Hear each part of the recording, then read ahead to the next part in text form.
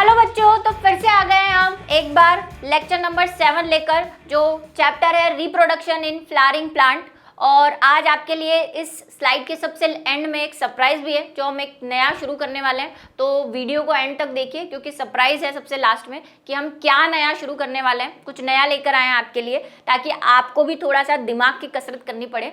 तो चलिए शुरू करते हैं लेक्चर। तो देख लेते हैं हमारा चैप्टर फ्लो क्या था। चैप्टर फ्लो है हमारा पादपों में लैंगिक जनन, जिसमें हम वही सेकंड पर अटके हुए हैं अभी, लेकिन आगे भी बढ़ेंगे क्योंकि बढ़ना ही पड़ेगा, कोर्स कंप्लीट करना है। उसके बाद निषेचन पश्य घटनाएं, बहुभ्रूणता, असंग जनन के महत्व और अनिषेक फलन, ये सारा पढ़ना है, ये सारी एक्स्ट्रा चीजें। आज का लेक्चर फ्लो क्या रहेगा हमारा वो देख लेते हैं। सबसे पहले हम पढ़ेंगे निषेचन। आप बोलेंगे फाइनली मैम फर्टिलाइजेशन कराने वाली हैं आज, खुश तो बहुत होंगे आप आज, ठीक है। उसके बाद है द्विनिषेचन और उसके बाद है भ्रूणपोष। क्या है ये तीनों चीजें, इसको अच्छे से पढ़ेंगे, जिसमें सबसे इंपॉर्टेंट है द्विनिषेचन, जो बहुत बार पूछा गया है और कंपटीशन एग्जाम के लेवल से भी तगड़ा टॉपिक है। तो आज हम उसे डिस्कस करने वाले हैं। शुरू करते हैं। सबसे पहले है निषेचन। तो क्या है निषेचन? तो आप बोलेंगे मैम वही जिसका इंतजार हम काफी टाइम से कर रहे हैं, आपने 7 लेक्चर पढ़ा दिए, अब निषेचन पे आई हैं आप। तो क्या करें, प्रोसेस ही इतना लंबा है, इतनी इजीली निषेचन या रिप्रोडक्शन होगा नहीं। और मैंने आपसे पहले ही बोला था प्लांट में तो ये और भी खतरनाक लेवल का है। तो निषेचन क्या है? नर केंद्रक। क्या है नर केंद्रक? जो हमने नर युग्मक बनाया है, मीन्स मेल से जो हमने नर युग्मक बनाया है वो का मादा युग्मक के साथ संलयन। संलयन का मतलब मिलन, मीटिंग, निषेचन कहलाता है। अब थोड़ा सा लास्ट में हम जाएं तो मैंने आपको कहा था कि आज मैं आपकी फर्स्ट मीटिंग करवाने वाली हूं, और उस मीटिंग में हमने कहां तक पहुंचा दिया था हमारे नर युग्मक को। हमने उसको मैसेंजर का काम करते हुए, माध्यम का काम करते हुए बीजांड के बीजांडदार तक यानी माइक्रोपाइलर एंड तक पहुंचा दिया था, पराग नलिका यानी पोलन ट्यूब को। तो उसके आगे की कहानी हम पढ़ने वाले हैं क्योंकि निषेचन आ गया है। देख लेते हैं आप। यह प्रक्रिया निम्न चरणों में होती है। अब ये प्रक्रिया कोई इजी नहीं है कि आया नर युग्मक और मिल गया एग से या अंड कोशिका से और निषेचन हो गया, तो ऐसा नहीं है। हमें क्या करना पड़ेगा? स्टेप्स फॉलो करने पड़ेंगे, रूल्स फॉलो करने पड़ेंगे, ठीक है।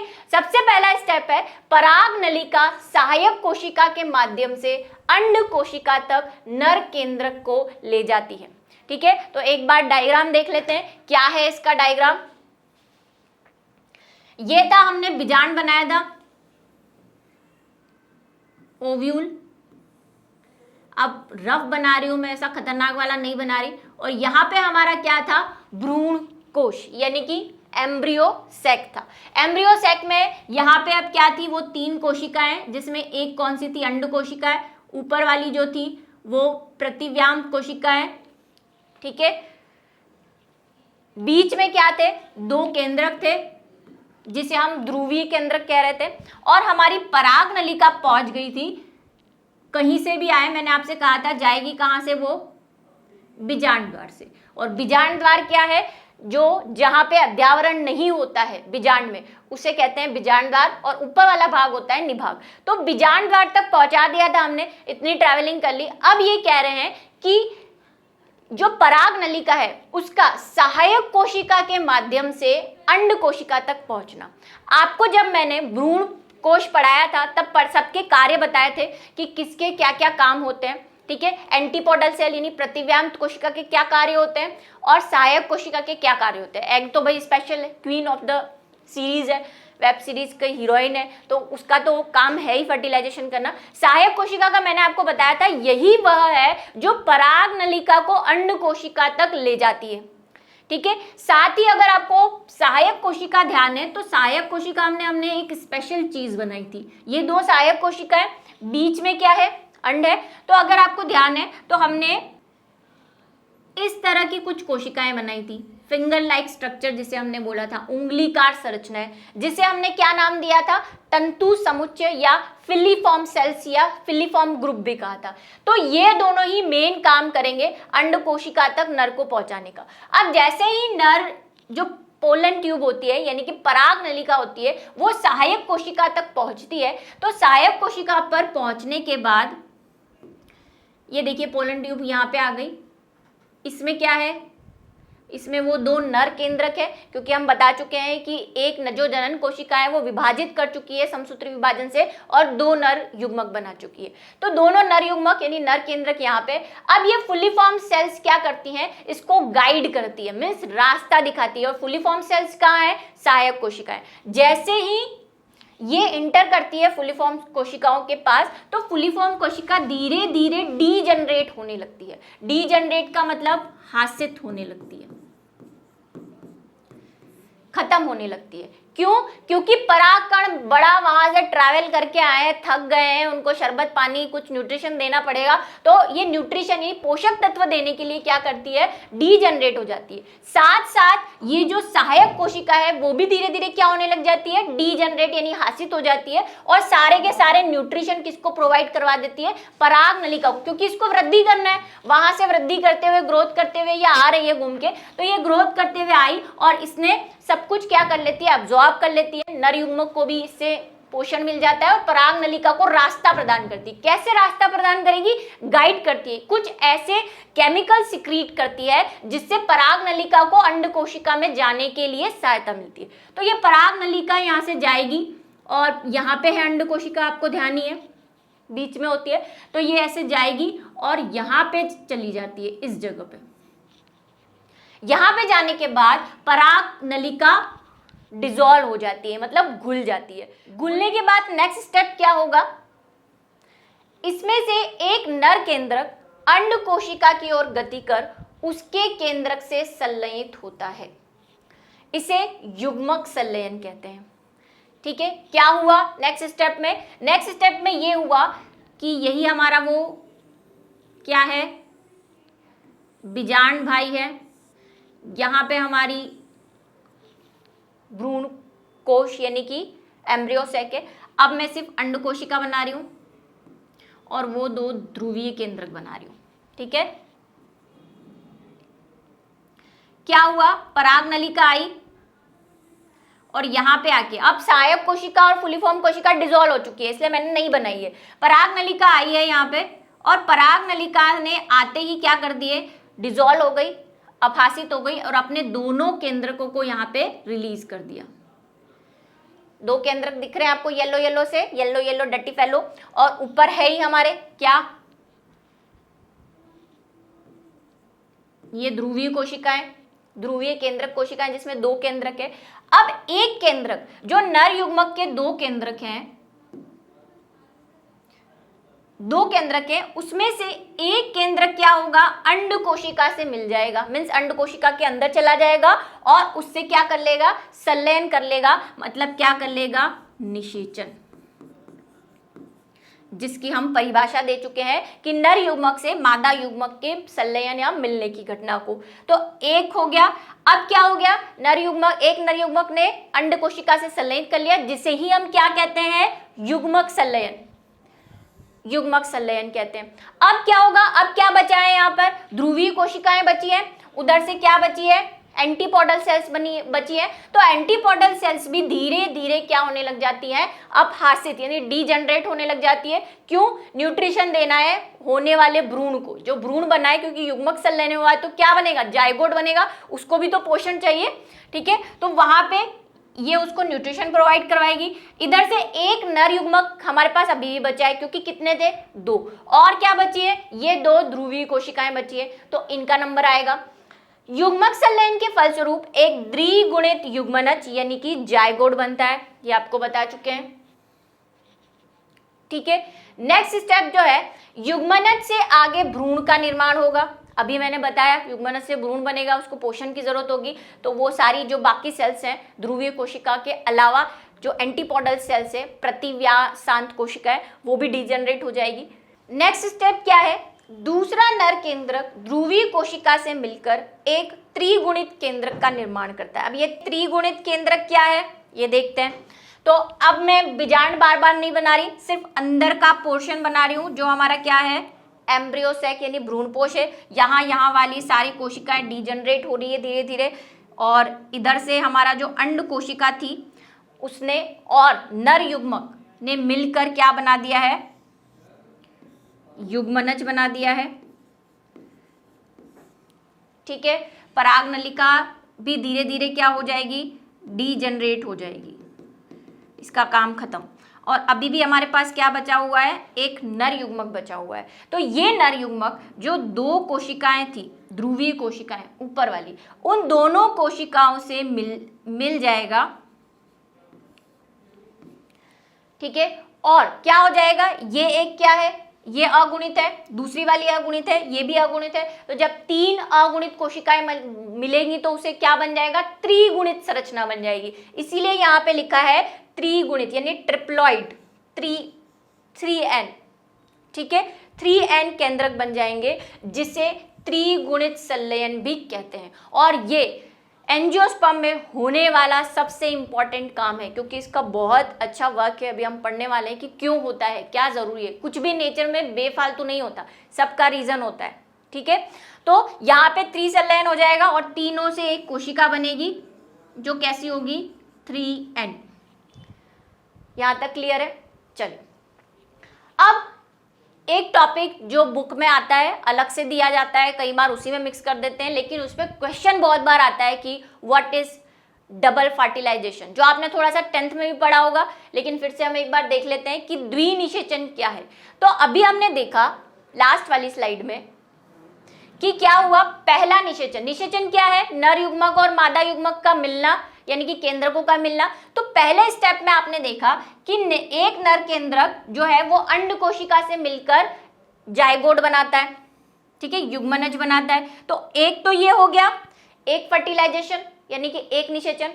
दूसरा नर केंद्रक जो मादा कोशिका, क्योंकि ये पूरा ही मादा युग्मक है, ठीक है, तो दूसरा जो नर केंद्रक है वो ध्रुवीय कोशिका से मिलता है, तो फिर से एक मिलन हो रहा है, फिर से एक संलयन हो रहा है। तो इसको क्या नाम दे दिया गया, द्विनिषेचन नाम दे दिया गया, क्योंकि 2 बार हो रहा है। 1 जिसमें यहाँ पे अंड कोशिका और सेकेंड द्विध्रुवीय कोशिका से मिलन। तो इसी को हम क्या कहते हैं, द्विनिषेचन कहते हैं। तो क्या होता है द्विनिषेचन, एंजियोस्पर्म पादपों में निषेचन में 2 प्रकार का संलयन होता है। अभी हमने देखा 2 प्रकार का मिलन हो रहा है। इसमें एक नर युग्मक अंड केंद्रक से यानी अंड कोशिका से, व दूसरा नर केंद्रक या नर युग्मक ध्रुवीय कोशिका या ध्रुवीय केंद्रक से संलयित होता है, जिसे द्विनिषेचन कहते हैं, क्योंकि यह 2 बार हो रहा है, ठीक है। चलिए नेक्स्ट स्टेप क्या है, तो द्विनिषेचन देखा, और ये एंजियोस्पर्म में होने वाला सबसे इंपॉर्टेंट टर्म है। बोर्ड में सीधा सीधा कई बार डेफिनेशन पूछ ली जाती है, और इसका एक इंपॉर्टेंट काम भी है जो अभी हम पढ़ने वाले हैं। द्विनिषेचन के महत्व कि क्या क्यों जरूरी है भाई द्विनिषेचन, एक कम पढ़ रहा था पढ़ना, दूसरा और बना दिया। तो सिग्निफिकेंट ऑफ डबल फर्टिलाइजेशन, साथ में कई बार द्विनिषेचन का महत्व नहीं पूछ के आपको कंफ्यूज करने के लिए क्या पूछ लिया जाता है, भ्रूणपोष के कार्य पूछ लिए जाते हैं। अब ये भ्रूणपोष क्या है, सबसे इंपॉर्टेंट बात। तो अभी हमने देखा कि ये हमारा जाइगोट बन चुका है, युग्मनज, ठीक है, और एक हमारा क्या बन चुका है, ये त्रिगुणित कोशिका बन चुकी है, 3n। ये तो क्या बनाएगा, भ्रूण, जो युग्मनज है यानी जाइगोट है वो क्या बनाएगा, भ्रूण बनाएगा। लेकिन ये जो त्रिगुणित कोशिका बनी है ये आगे जाकर एक चीज बनाने वाली है जिसे हम बोलते हैं भ्रूणपोष। अब भ्रूणपोष को इंग्लिश में क्या कहते हैं, भ्रूणपोष को इंग्लिश में क्या कहते हैं, एंडोस्पर्म, ठीक है, वो एम्ब्रियो सैक था वो, और ये है एंडोस्पर्म, ठीक है। भ्रूण कोश और भ्रूणपोष में कंफ्यूज मत होना, ठीक है। वो जो था यानी कि ये जो है ये क्या है, ये भ्रूण कोश है। कई बच्चे तो आधे नाम में ही कंफ्यूज होते हैं, इसको क्या बोल रहे थे हम, एम्ब्रियो सैक बोल रहे थे, क्योंकि इसमें एम्ब्रियो बन रहा था। ये क्या है, भ्रूण पोषण प्रदान करेगा, नाम से इसके है, इसलिए इसको हम बोलते हैं एंडोस्पर्म, ठीक है। तो ये जो है ये एंडोस्पर्म क्या काम का है और ये द्विनिषेचन क्या काम का है, क्यों हुआ? तो पहला रीजन तो यही हो गया कि द्विनिषेचन से ही क्या निर्माण हो रहा है, भ्रूणपोष का निर्माण हो रहा है। तो अल्टीमेटली हमारा इसका महत्व इसके महत्व या कार्य से जुड़ा हुआ है। चलिए, पहला है भ्रूणपोष का संचित खाद्य पदार्थ बढ़ते हुए भ्रूण को पोषण प्रदान करता है। मैंने बोला इसके नाम में ही पोष है, न्यूट्रिशन। तो जो हमारा भ्रूण बन रहा है, ये जो जाइगोट बन गया है, इससे क्या बनने वाला है आगे?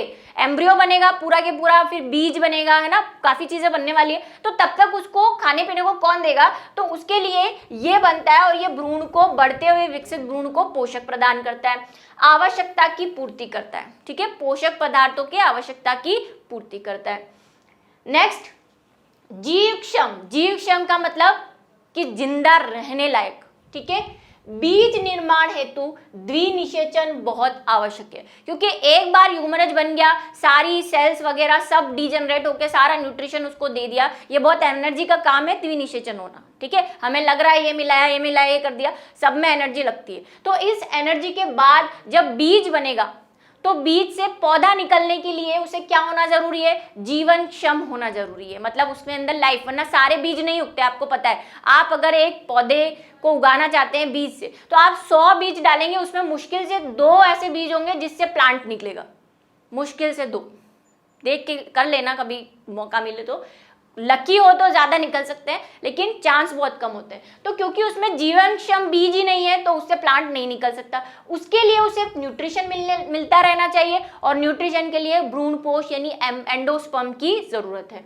नेक्स्ट स्टेप, अधिकांश युग्मनज में विभाजन तभी प्रारंभ होता है जब भ्रूणपोष का निर्माण प्रारंभ हो गया है। अब इसका क्या मतलब है कि युग्मनज बन गया इधर, इससे क्या बनाना है हमें? भ्रूण बनाना है। लेकिन ये कैसा है? 2n है। अब 2n बन गया है ना, युग्मनज कैसा होगा? एक नर युग्मक n, मादा युग्मक n, दोनों n मिले 2n। तो 2n बन चुका है, यानी द्विगुणित बन चुका है। लेकिन क्या ये द्विगुणित कोशिका, क्योंकि ये अकेली क्या है? एक सिंगल कोशिका है, एक कोशिका। और भ्रूण कैसा होता है? भ्रूण तो बहुकोशिकीय होता है, क्योंकि पूरा के पूरा आपको उससे प्लांट बनाना है, बीज बनाना है। ठीक है, तो इसके लिए क्या करना पड़ेगा? युग्मनज को यानी जाइगोट को पहले विभाजित होना पड़ेगा, समसूत्री विभाजन करना पड़ेगा, तब जाके हमारा भ्रूण बनेगा।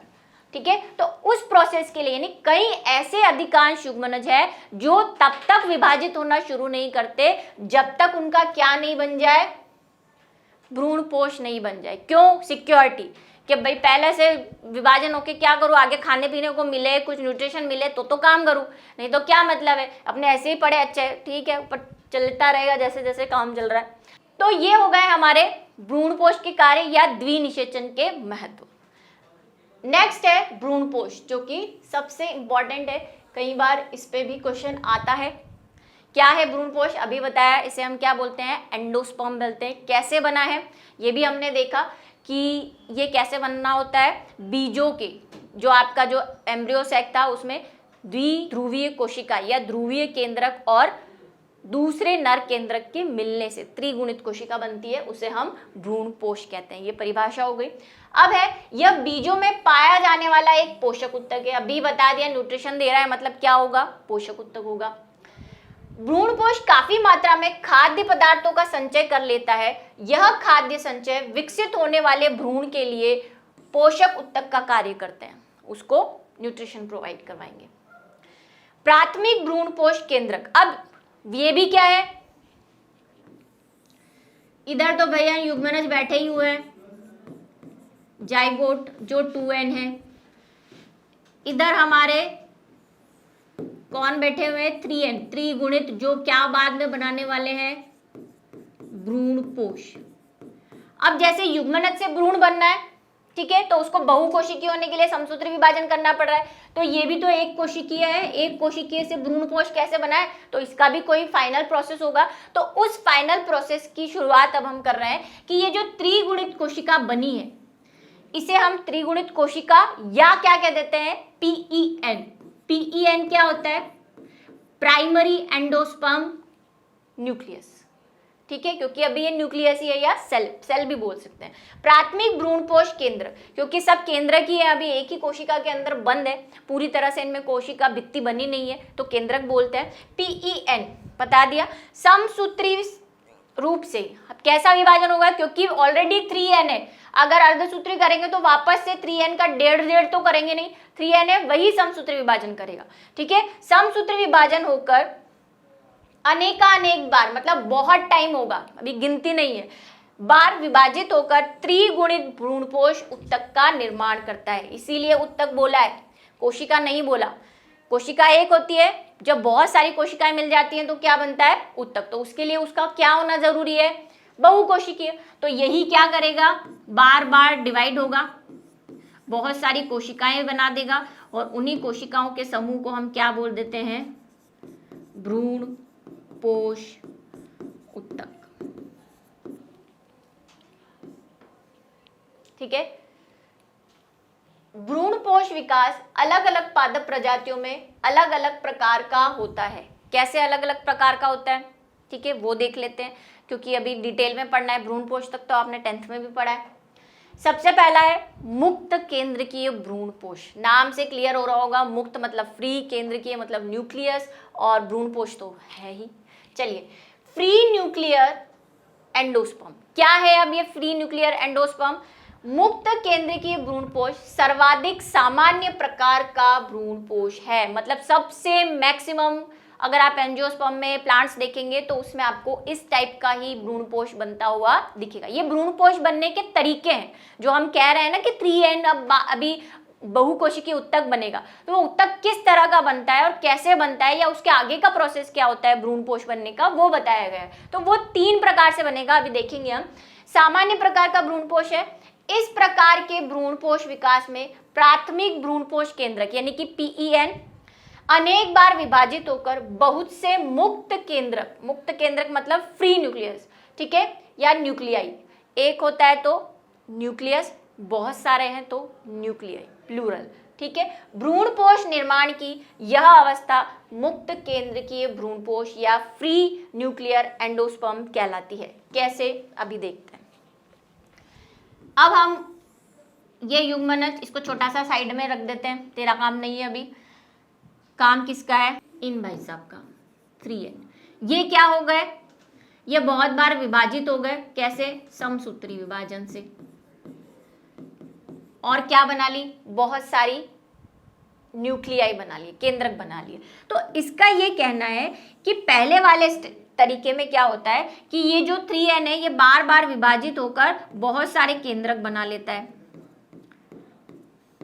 अब ये केंद्रक क्या होते हैं, यहाँ पे इतनी चीज लिखी हुई है। आगे का स्टेप ये है कि ये जो केंद्रक होते हैं, ये धीरे धीरे दीवार के सहारे चले जाते हैं। जो भी हमारा भ्रूणपोष है उसमें दीवार के सहारे बने। पहले पूरा न्यूक्लियर डिवीजन होगा, ठीक है। केंद्रक विभाजन, 2 तरह के विभाजन होते हैं, केंद्रक विभाजन और कोशिका विभाजन। ठीक है, यहाँ पे अभी सिर्फ क्या हो रहा है, केंद्रक ही विभाजित हो रहे हैं, कोशिका भित्ति नहीं बन रही है, अलग अलग कोशिकाएं नहीं बनती। तो पहले क्या होगा, केंद्रक विभाजन, उसके बाद सब कहाँ चले गए, साइड में चले गए। अब जब पूरा केंद्रक विभाजन खत्म हो जाएगा तो धीरे धीरे इनमें क्या होगी, कोशिका बनना शुरू होगी। ऐसे एक एक केंद्रक के चारों ओर, बीच में नहीं, सिर्फ साइड में जहां केंद्रक चले गए, ठीक है, तो यहां पे बन जाएगी। तो इस प्रकार पहले केंद्रक विभाजन और बाद में सबसे लास्ट में क्या होता है, कोशिका विभाजन होता है। इसका एग्जाम्पल क्या है, इसका एग्जाम्पल है आपका नारियल, कोकोनट। अब आप पूछेंगे कैसे, तो वो ऐसे कि कच्चा नारियल पिया है किसी ने, है ना, उसमें क्या होता है, सिर्फ पानी पानी होता है। और अगर उसको आप तोड़ के देखेंगे तो उसको बोलते हैं ना कि कोकोनट में से मलाई निकली है, व्हाइट कलर की पतली सी मलाई निकलती है, जो बाद में जाके आपका वो चटक बनती है। मतलब जो व्हाइट कलर, आप एक तो भूरा नारियल होता है, वो पूरा पका हुआ होता है। तो उस नारियल में क्या होता है, जो वो लिक्विड होता है वो फ्री न्यूक्लियर डिवीजन होता है, ठीक है। फिर धीरे धीरे वो पानी की जो केंद्रक है, यानी कि जिसको हम अभी हम नारियल पानी कह रहे हैं, उसमें बहुत सारे न्यूक्लियस है, बहुत सारे न्यूट्रिएंट्स भी होते हैं, आपको पता है उसमें। तो वो दीवार के सारे एक एक केंद्रक चला जाता है और क्या बना लेता है, कोशिका भित्ति बना लेता है, वही उसकी क्या बन जाती है, उस ग्रीन वाले कोकोनट की मलाई बन जाती है। और अगर आप उसको रख देंगे और वो पूरा सूख जाएगा, जो बाद में हम वो भूरा वाला नारियल लाते हैं, बालों वाला, वो तो छिलके उतार देते हैं इसलिए उसके बाल दिखने लग जाते हैं। तो जब वो पूरा सूख जाता है तो ये जितना भी पानी होता है वो सारा दीवारों पे बन जाता है, और वो जो उसकी लेयर होती है, जैसे ये कोकोनट की दीवार है, तो आपने देखा होगा हम जब नारियल तोड़ते हैं, भूरा वाला नारियल, तो उस पर क्या होती है, चटक निकलती है ना, ये हमें क्या मिलने लग जाती है, उस पर व्हाइट कलर की जो चटक होती है जिसको आप खोपरा कहते हैं, वो निकलने लग जाता है। और यही खोपरा क्या है, वो कोशिका विभाजन के बाद बनी हुई कोशिकाएं हैं, ठीक है। और पानी धीरे धीरे कम होता जाता है, और कई नारियल आप फोड़ते हैं तो उसमें सिर्फ चटक निकलती है, पानी नहीं निकलता, क्योंकि तब तक क्या बन चुकी होती है, कोशिकाएं बन चुकी होती है। तो समझ में आया, इसका एग्जाम्पल है नारियल। चलिए नेक्स्ट है कोशिकीय भ्रूणपोष।